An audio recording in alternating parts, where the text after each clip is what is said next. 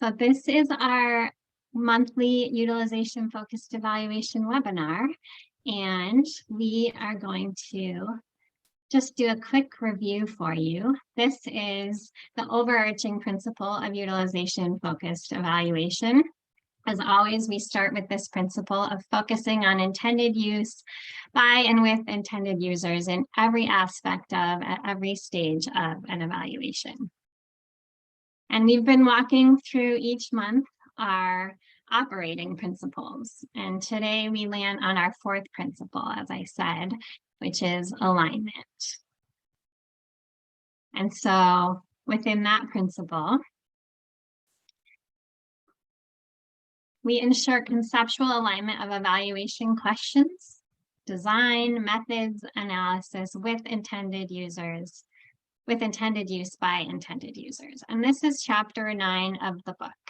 So utilization-focused evaluation is really an ongoing alignment process, just as the process of aligning our body and our mind. You know, we have to keep thinking about and doing it intentionally. And silos abound across different fields. And so it really is a matter of being intentional about choosing methods, collecting data, and presenting results that are typically treated as discrete. We really see those as undertaken together to move evaluation forward towards use. And so the premises here are really about this ongoing alignment to overcome those silos and move past them. And really, as an ongoing process that connects with the other principles. And so we started with those principles, but you can see how these are the first 5 principles. We've talked about all of them, but prioritize at this point. And it's not a linear process where you're walking through each one, but all of the principles together aiming towards that overarching principle of focusing on intended use by and for intended users. Anything you want to say about the principle, Michael, before we move on to how to do it? This is a new principle in this new 5th edition. This has been implicit in utilization-focused evaluation all along. But as Charmaine and I reviewed what to highlight in the new edition and which principles to elevate and spotlight, alignment emerged as an important one. And so the preceding 3 principles are long-standing and have been core to utilization-focused evaluation, but making the importance of alignment explicit is one of the new directions in this volume, and an important one as we talk about both how to do it and why. We highlighted this because there is a lot of misalignment in evaluation between what commissioners of evaluation want, what stakeholders want, what program beneficiaries feel they need, what staff need, what the evaluators can do. And so getting those things aligned turns out to be one of the big challenges in evaluation. So that's why we've made this principle explicit. It's an important one, and it's an explicit new direction in this new volume. So the 2 areas that we're going to talk about in particular about alignment is the first is evaluation questions, and the second is around methods decisions. And so when we talk about focusing evaluation questions, there's really kind of 3 things to focus on when we try to reach alignment. The first is that the questions are actionable. So not all questions are good evaluation questions. So it's really about introducing intended users to criteria for good evaluation questions that are utilization focused. And I will share a resource with you that comes out of the book. It's an exhibit in the book, and it goes through criteria for good utilization-focused evaluation questions. It's in the chat. I'll also email it out to you after this. The second is to really listen for meaningful questions. So as you're talking with primary intended users, really listen to what's important to them and help make sure that the questions that are developed are actually meaningful and not just something that they feel they are supposed to do. Or, you know, I often get asked like, well, what do you think we should evaluate? Like what, you know, you're the expert, you should tell us. And so it's really more about getting them talking about what's meaningful to them.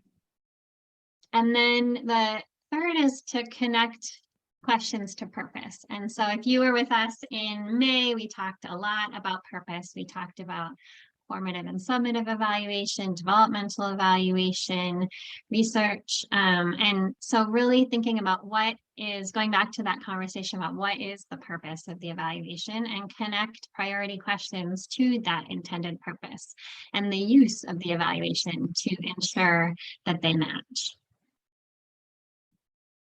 Anything you want to add, Michael? Nope, that covers it well. Okay, so in terms of how to support this, we have a few kind of tips and challenges here. The first is to avoid overwhelming intended users. And I will say that this is probably one of my Achilles heels. Like I often start with way too much. But the goal in facilitating question formulation is to do a reasonably thorough review without completely overwhelming users. And so one way to help them do this is to really focus on resource and time constraints. What is actually feasible and doable in the time that you have, the resources that you have, knowing that you can't do everything. And so really thinking about what you even present to them as options to avoid that overwhelm. Because one of the things that I've found is that, you know, something sounds really amazing, but the reality of them being able to do it is slim. And so really trying to, when you do the situation analysis and you start to do that early engagement, you'll start to get a sense of what is feasible within their time constraints and their resources, and trying to match those things. It's kind of like you don't want to shop for a Ferrari when you know you can never afford a Ferrari. So you want to be, you know, you want to start with what you have and then work towards, you know, making sure that you can achieve the goals that you've set out for yourself. The next is really thinking about questions that are clear and answerable. And so really clarifying definitions and making sure that folks are on the same page about what they're talking about. So when you think about working with a group of stakeholders, really digging into assumptions about what they mean by certain terms. So in the book, we use an example of working with an employment training program, and one person posed the question, do dropouts stop coming to the program?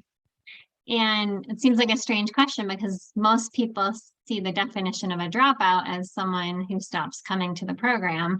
So what does that mean if you're asking, do dropouts keep coming to the program? And what they really meant by dropout is sort of voluntary versus forced dropouts. And so really separating those out of people who were, you know, actually let out of the program versus those like kicked out of the program versus those who choose to stop coming. And so really getting clear about who you're talking about, what you're talking about, defining your terms can help make those evaluation questions meaningful and actually clear and answerable to the intended users and to the evaluator who needs to know and unpack some of those terms that get thrown around in a certain context that you may not be familiar with. And then the third challenge is that actionable piece again. So this theme of connecting use to action really runs across this principle. And the alignment principle is really about connecting utility and potential use to action. And so really focusing on clarifying very, very early on when you're formulating those questions, what actions can be taken with the answers. So you start to anticipate what kinds of answers you would get from the question and think about what actions you would take. And if they can't think of any, if it's just data that they would just have and they wouldn't actually be using it, then that kind of alerts you to the fact that it may not be the right question. And so Michael has an example that he's going to share from the Bill and Melinda Gates Foundation that came out of the conference about that and some new thinking around this.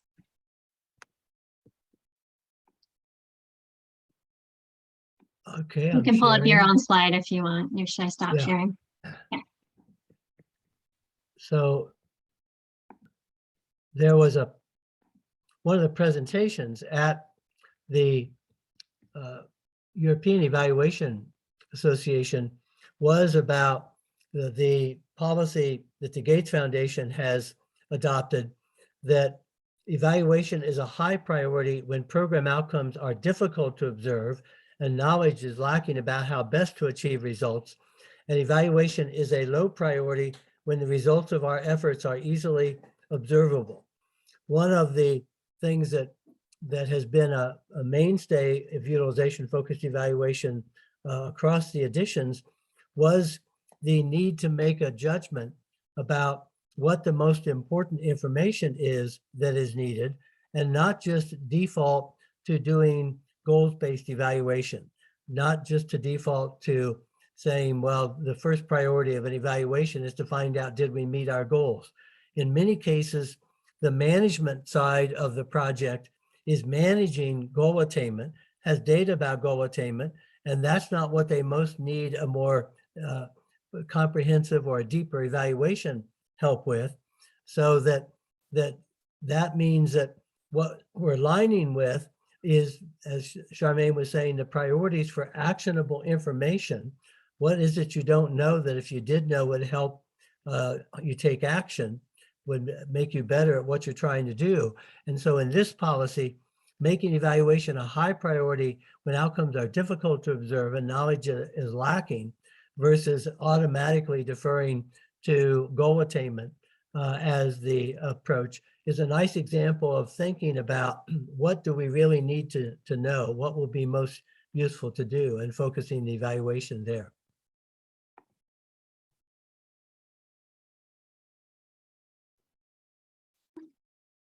So the next piece is sort of moving from this idea of aligning questions with the design, the actual design and methods. So here are some sample evaluation questions.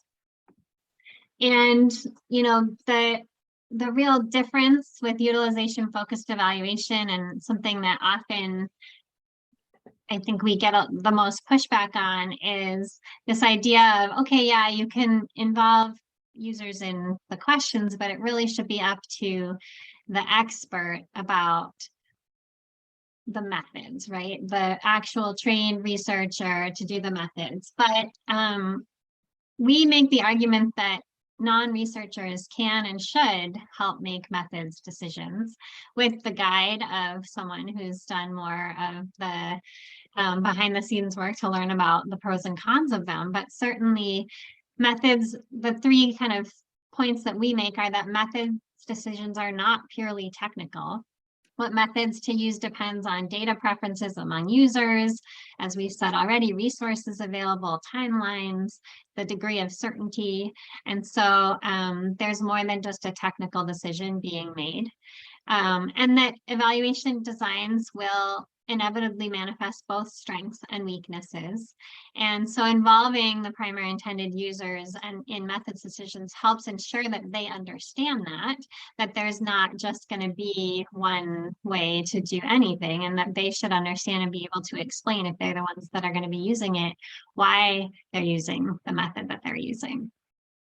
And also, involvement in methods decisions increases understanding and ownership. And so when the evaluator unilaterally determines the evaluation design and methods, those who will use the findings only really have a secondary understanding of the methods, and they don't feel as much ownership of the findings. And again, it makes it much harder for them to explain them and to use them. And so it's really about balancing that technical knowledge with that importance of being able to understand and use the information.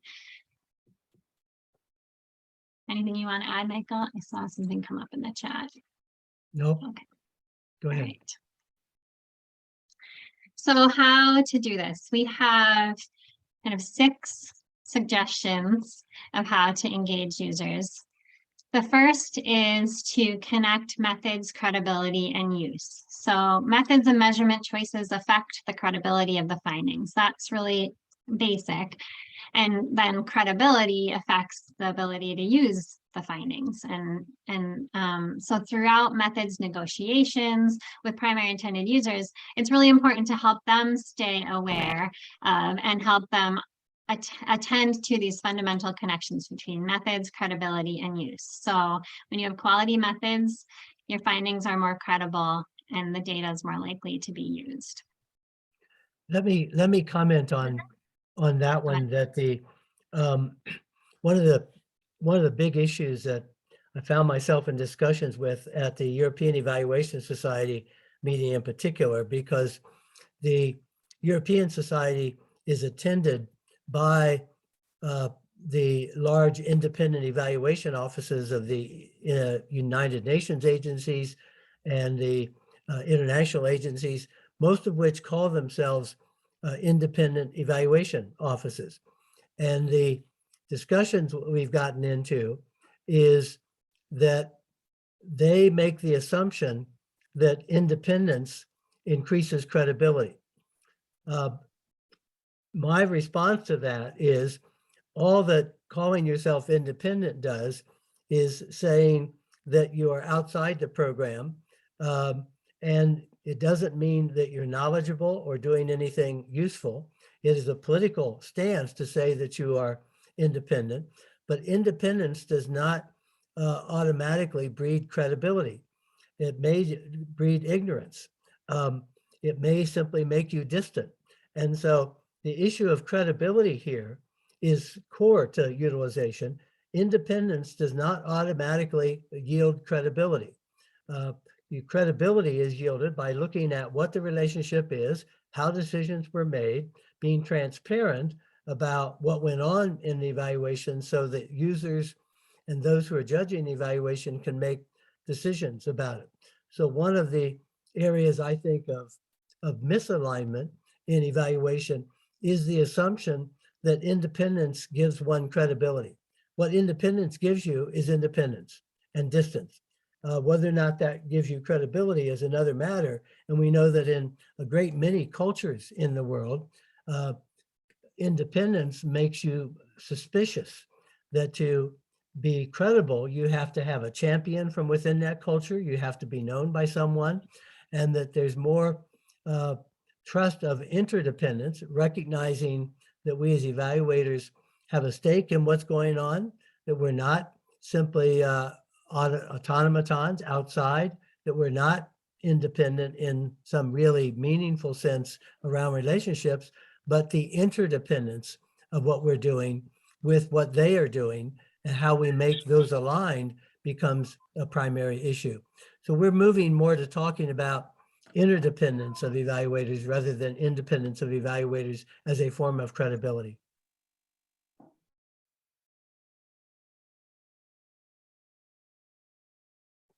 Yeah, I really like that transition to interdependence.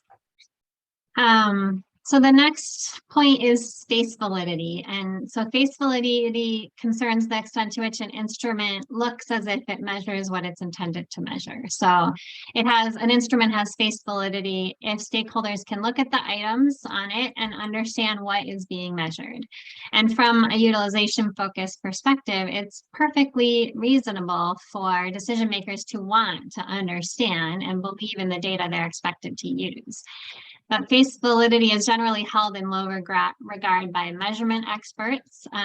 Predictive validity, concurrent validity, construct validity, these technical approaches are much preferred. And so it's really thinking about how do you ensure that the users that you're working with understand the instrument and make the case for why that's important, and help them make that case as well when they are questioned about the instruments they're using.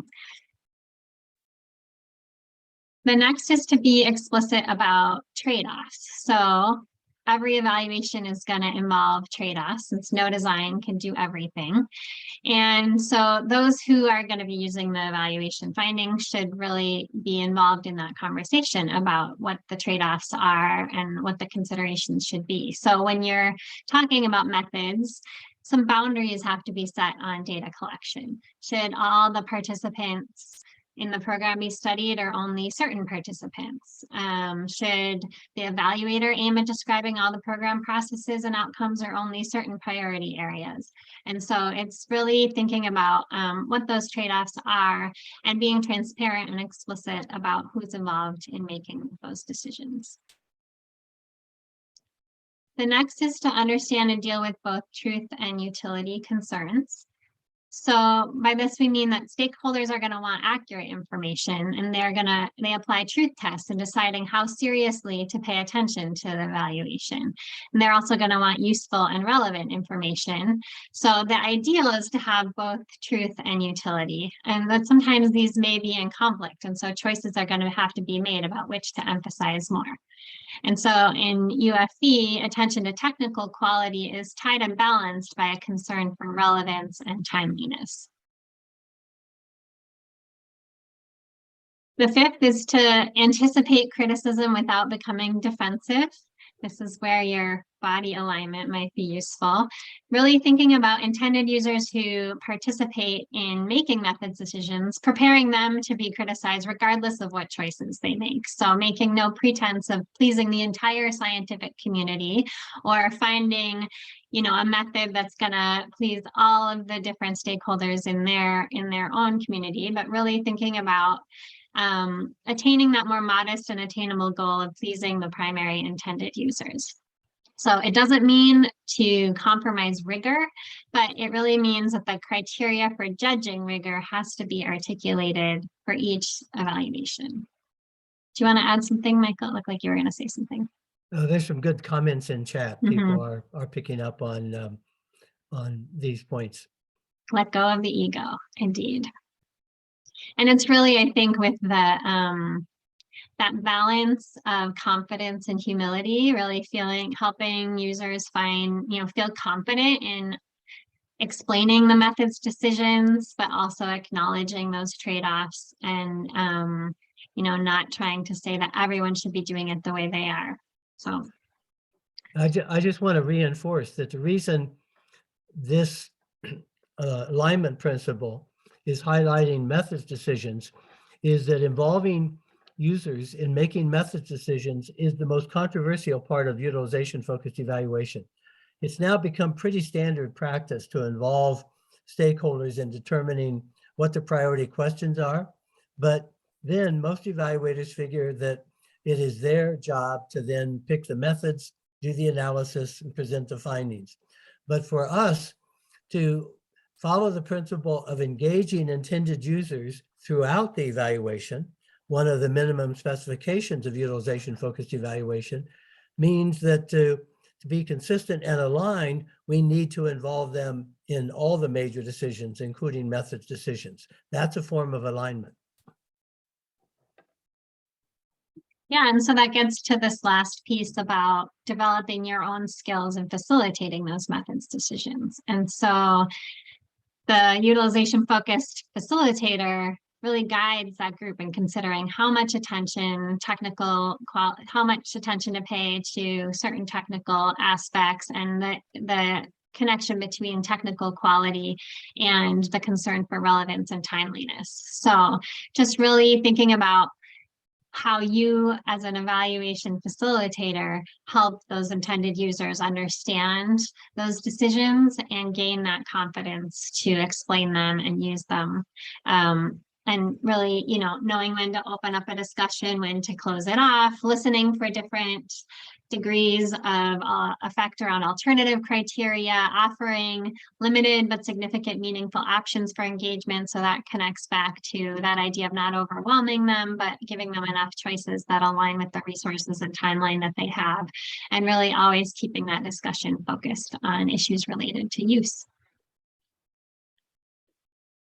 The next slide just gives a whole bunch of potential threats to utility, and I don't need to walk through all of them. Michael, are there any that you want to call out in particular? Maybe the last one is the failure to keep stakeholders adequately informed and involved along the way. That's part of why we're talking about involving them in method decisions, but keeping but keeping people engaged throughout the process is one of the mainstays of utilization-focused evaluation. Mhm. And I think that one right above it, political naivete, is sort of this idea that, really paying attention to that context and to the potential, understanding the potential challenges that users are going to face in using the data that aren't just those internal things, but the greater political context, and helping them navigate that as well. So it's nice, we can talk all day about sort of what would be nice, but really having a sense of what's going to be, where the challenges might be faced politically, is important to be able to anticipate them and address them. So one of the examples we use in the book is the odd even question. And so really thinking that one of the most common questions Michael gets is whether a survey should have a midpoint or not. And there, people seem really concerned with that. There might be like a right answer to this question, like yes or no, like there should be a midpoint. And so it's really helping them understand that it's about finding the sweet spot of whether or not it's going to be useful to have a midpoint. It's not really a technical or statistical or methodological question. It's really about what they want to find out and whether the findings will be more useful if respondents are forced to lean in one direction or the other, or if it's more useful to find out if there are people who are undecided. And so really talking that through, helping them understand, the pros and cons of each, and helping them feel comfortable landing on the decision that's going to give them data that's going to be most useful to them. And so this is something that non-researchers can absolutely engage in that conversation, and helping them really think about that also increases their own evaluative thinking. And so it really is this idea of moving on to this idea of this is an art, not a science.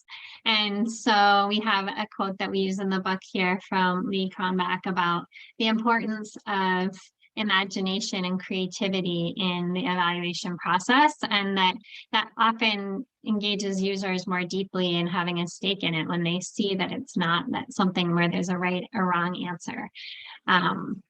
And so, Michael, do you want to say anything more about that? Well, tell folks what the picture is. This is a Dr. Seuss painting. He has a whole world of secret art that Michael is an avid collector of. And so I just chose one that sort of shows this. It reminded me of the balance versus accountability and learning cartoon that we have, of sort of trying to find your balance between the art and the science here of methods. So I'll stop sharing and turn it over to you to share some of the things that you wanted to do that connect to this, Michael, about from EES. Okay. And if you have questions at this point, please feel free to put them in the chat. And your continued comments. Mm-hmm. So I did just return from the European Evaluation Society meeting, where I did a session on introducing the new book. The theme of the meeting was evaluation at a watershed, actions and shifting paradigms for challenging times.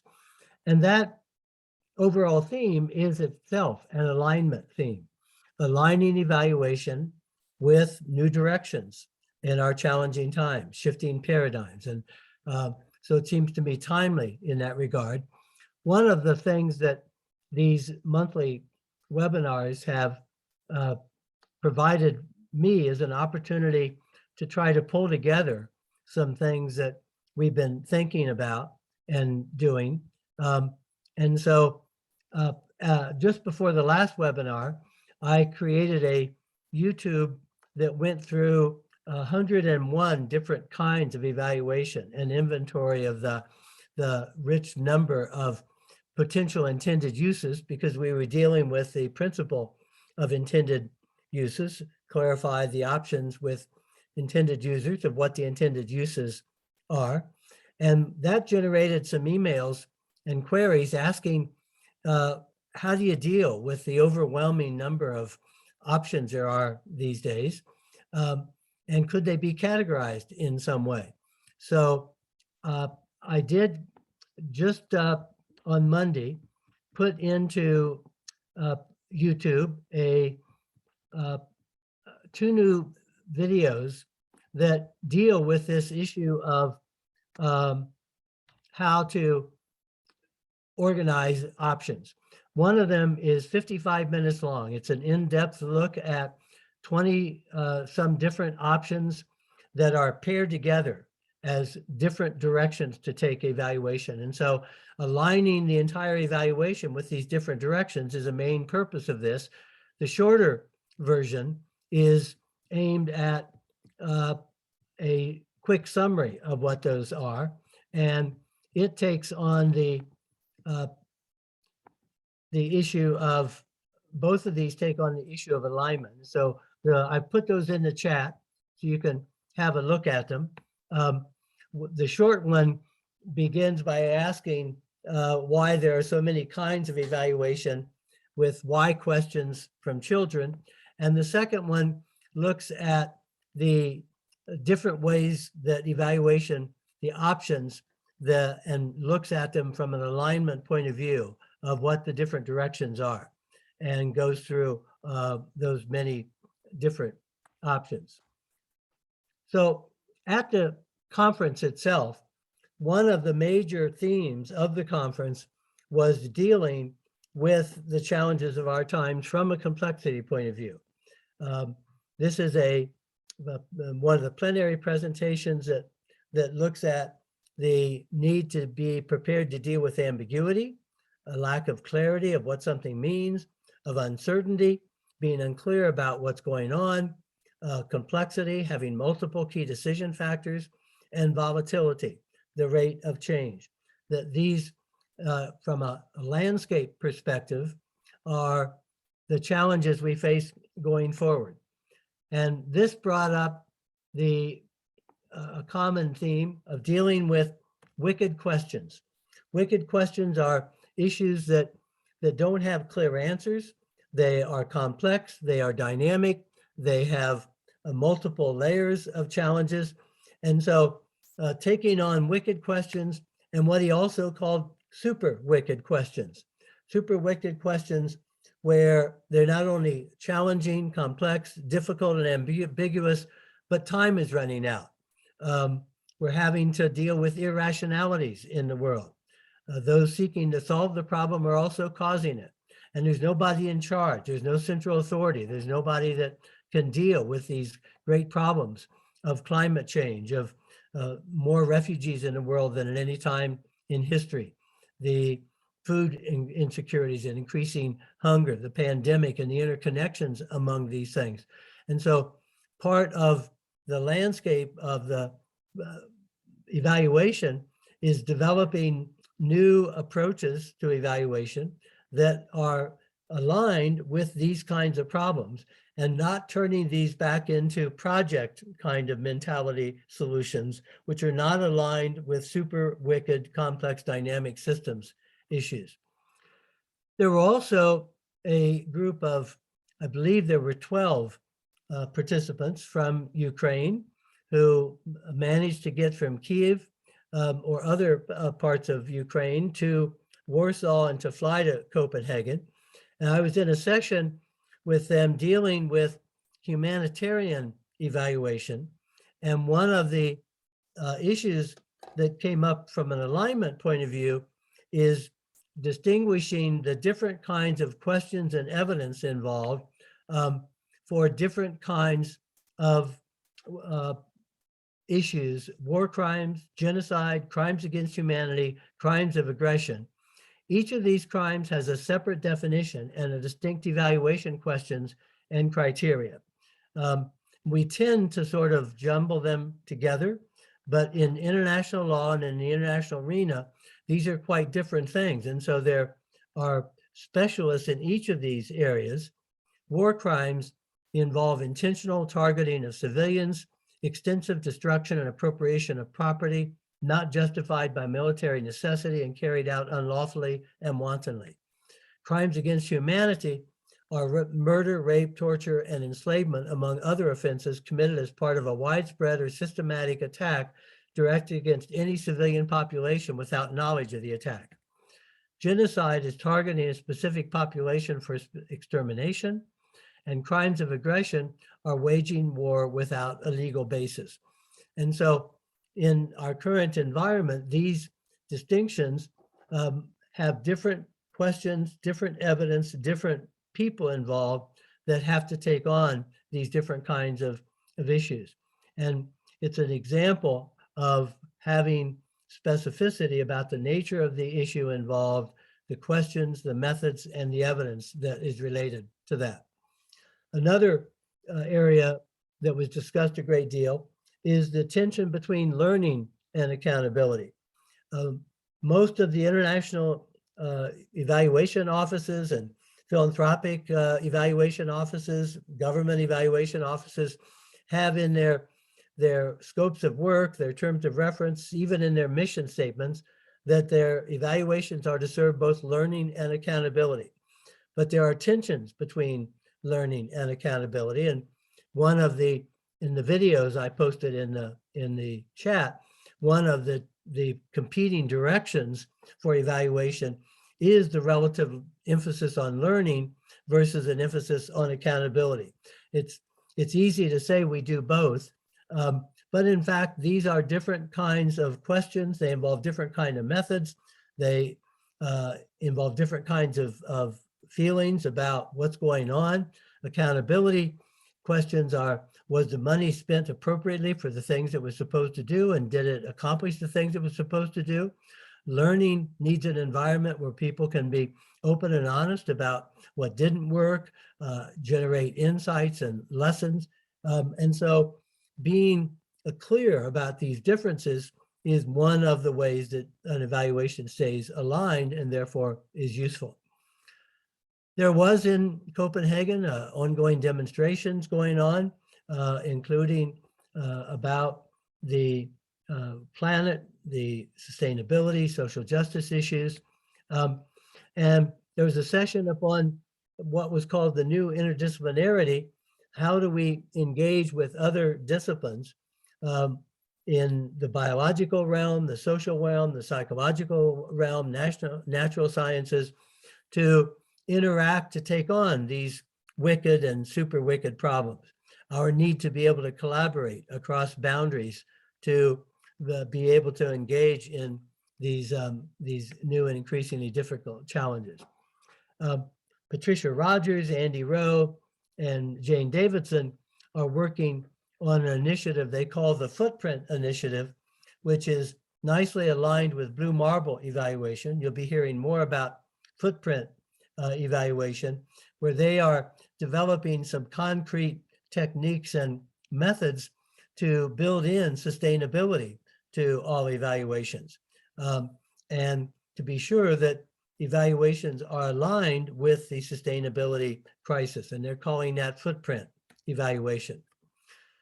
There's an interesting presentation about the challenges to evaluation systems in the closing plenary by Raimondo and Liu, in which they discussed one of the challenges of bureaucratic capture of evaluation in large organizations, and asserted that evaluation systems are more beholden to the organizations they are meant to hold to account than to the public they work for. So this is an interesting tension about independent evaluation offices actually being quite beholden to their own organizations and serving the interests of their organizations, not the interests of the general public.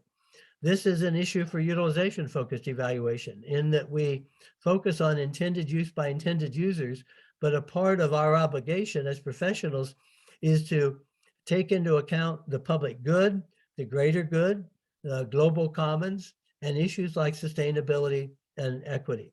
And so that becomes a matter of alignment. So some common kinds of misalignments I found as I was thinking about this webinar and participating in EES was the misalignment between talking about systems transformation and everyone using project evaluation frameworks and tools.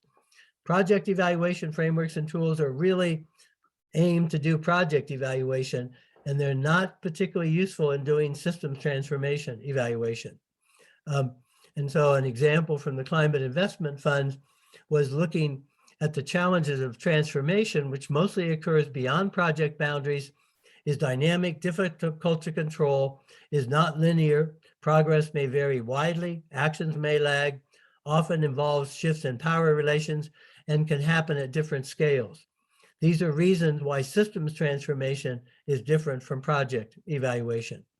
And the closing plenary that looked at roots of the evaluation problems around the legitimacy of evaluation, bureaucratic capture, evaluation simply begetting more evaluation, and different evaluation ideologies, and the need to deinstitutionalize evaluation, make it more flexible, make it more cost effective, attend to all effects, including unanticipated effects, listen to reactions, engage in democratic dialogue, and embrace ambiguity.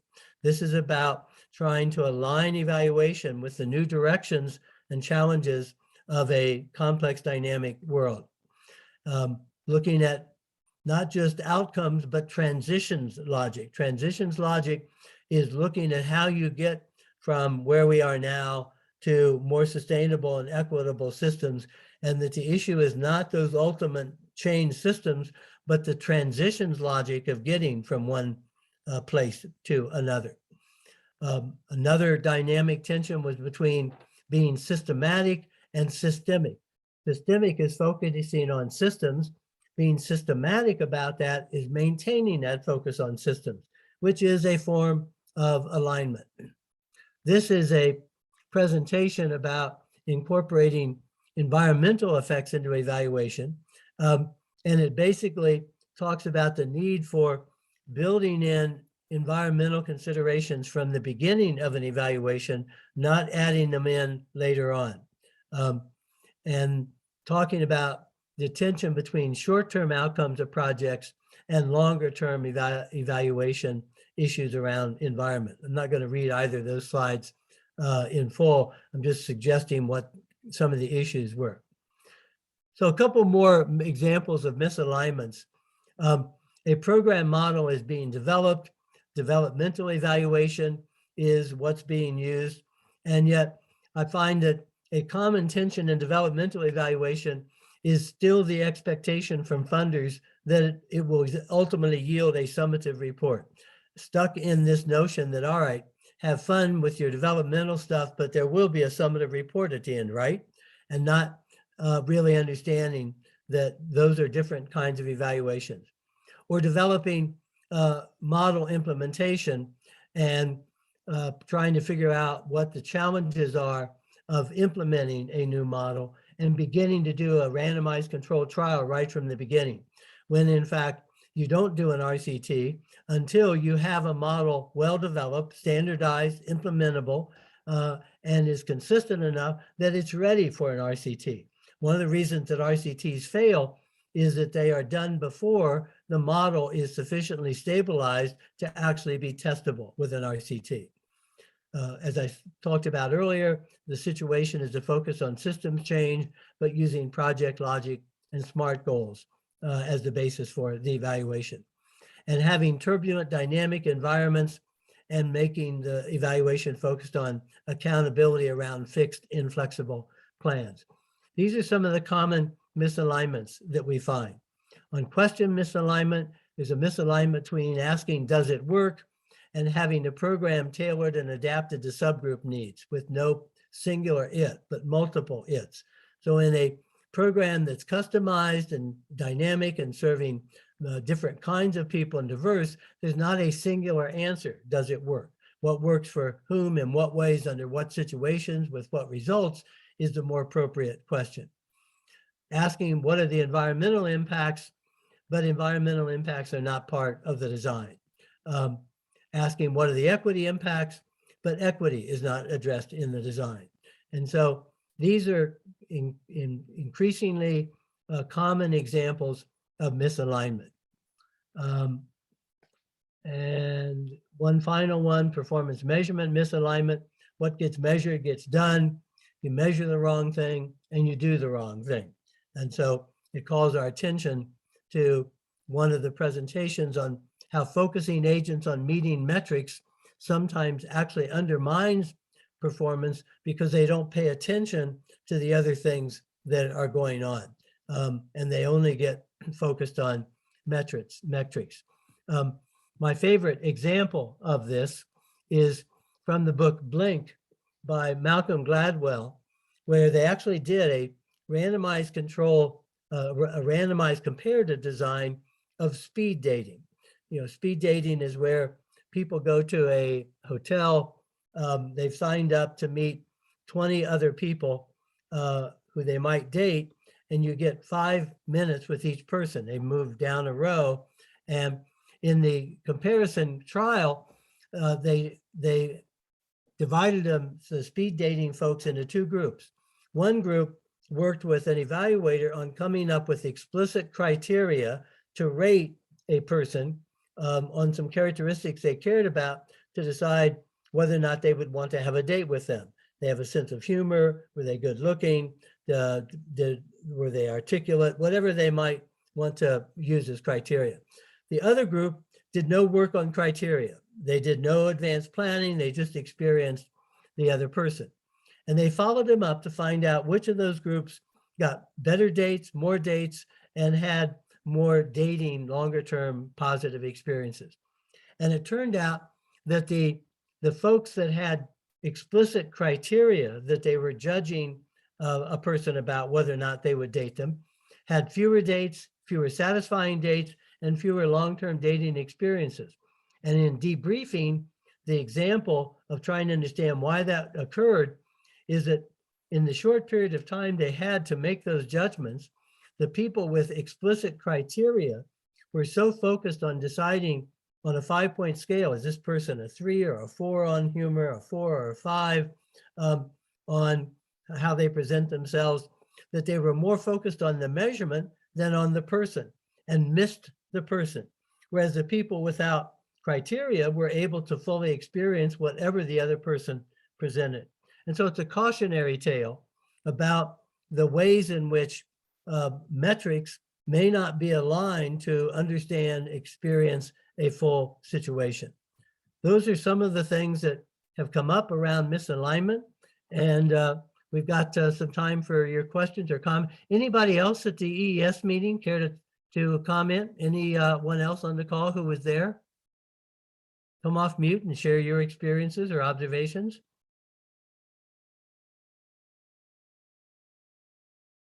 Nope. Well, it was a forward-looking conference and reminds us that we are going to have to realign a lot of evaluation practice for the future. So we're open for questions and comments. If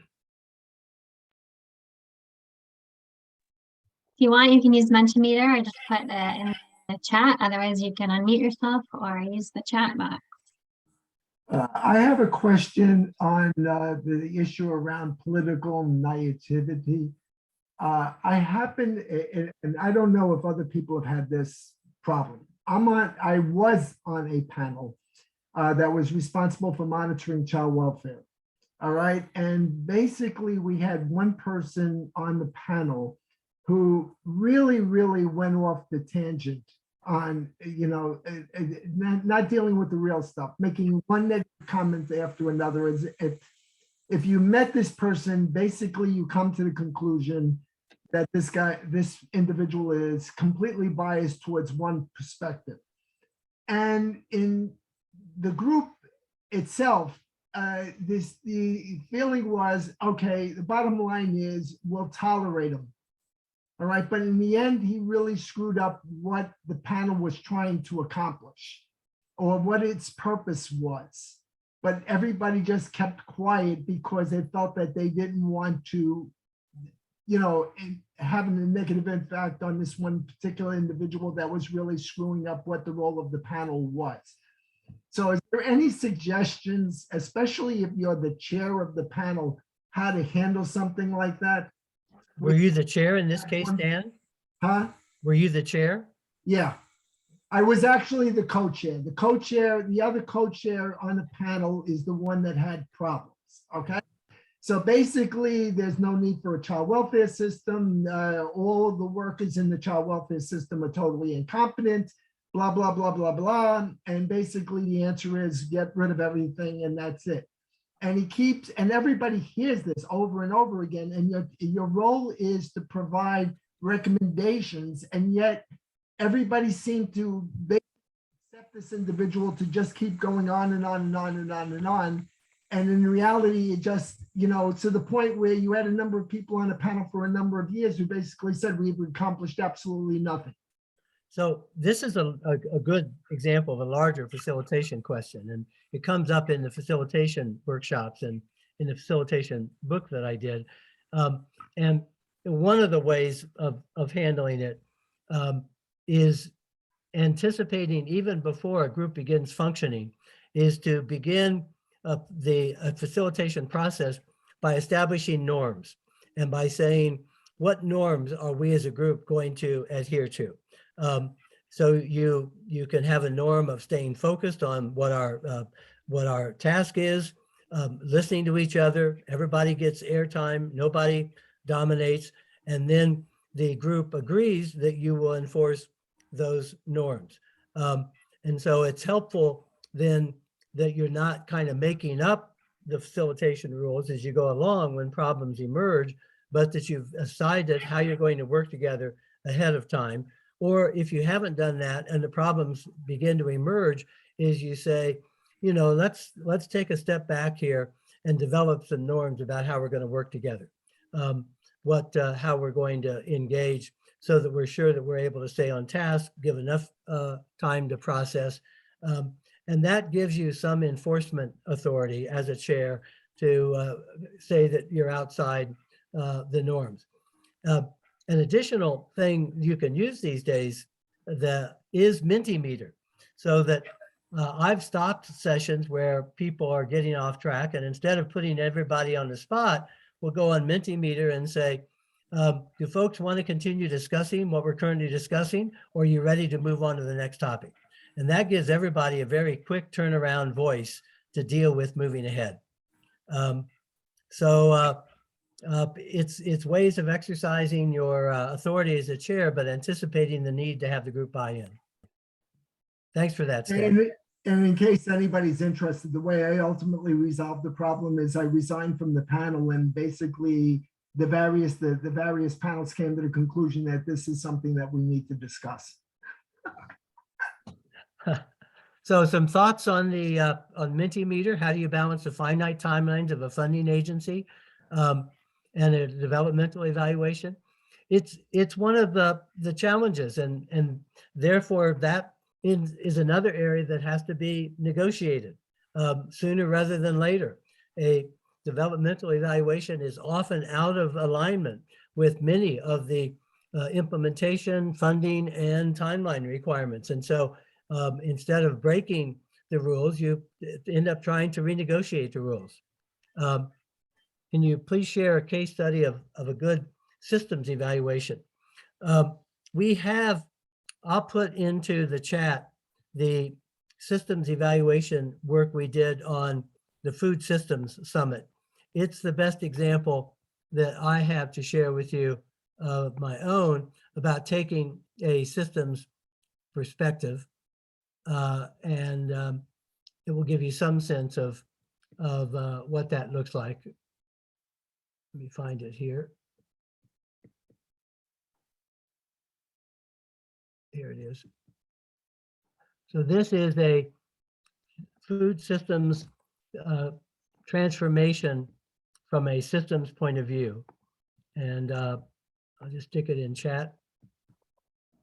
We have a few case studies on the Blue Marble evaluation website. We're working on getting more, and those are specifically trying to connect the Blue Marble principles with evaluation. And so you can take a look at those. I'll try to grab the link for those as well.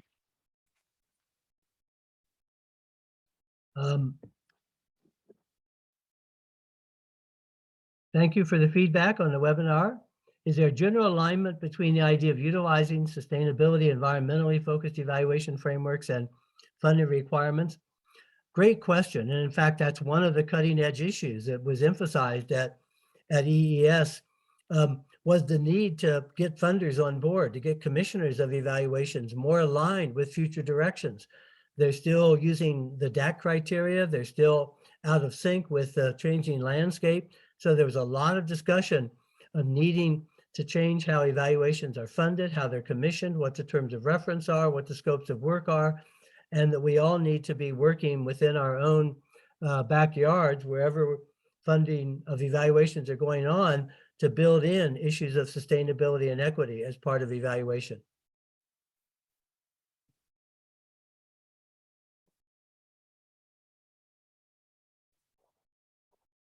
Thank you all for your comments and questions. We'll send out a bunch of these resources in the email follow-up, and we look forward to seeing you again next month. We will be looking at our 5th principle, which is to prioritize, on the 3rd Wednesday of July. I believe it's July 15th. And in the meantime, please feel free to send us your questions or thoughts or feedback. We really are grateful to have you here, and we'll be posting the recording as well, so you can share it out with those who weren't able to be here. Take care. Bye.